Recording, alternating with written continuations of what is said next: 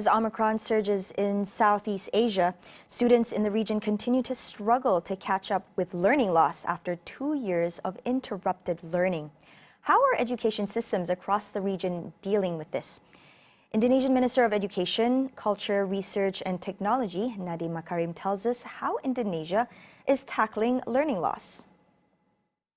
We've got huge gaps in the quality of education between regions, and the pandemic definitely exacerbated that situation, right? And we believe that one of these underlying causes is that we're not allowing schools sufficient autonomy. There's many reasons. There's, of course, quality of teachers, etc. But all things being equal, we do not believe that the very strict curriculum that we've set really is able to accommodate the differences in terms of geographical backgrounds, cultural backgrounds, and the students' own personal abilities and aspirations.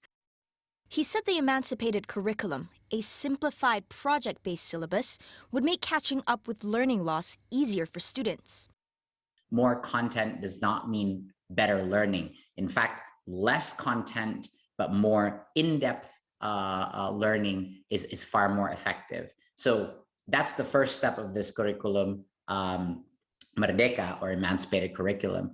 Then, the next step of the emancipated curriculum is actually making it much more flexible. So there's many things like, for example, giving freedom to high school students to choose their subjects.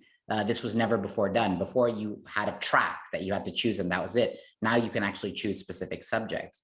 Another feature is the teachers are allowed to go up and down, or faster or slower, depending on their students' readiness to move on. So the huge problem has been this whole time that because everyone has to be at the same level at the same time, you've got entire huge numbers of schools and students that are just left behind because the class has to move on and go on, right? And this is what creates all of this really bad PISA scores, a lot of kids feeling demotivated in class, feeling left behind. So this curriculum allows the teachers to accelerate or decelerate depending on the readiness of their cohort class.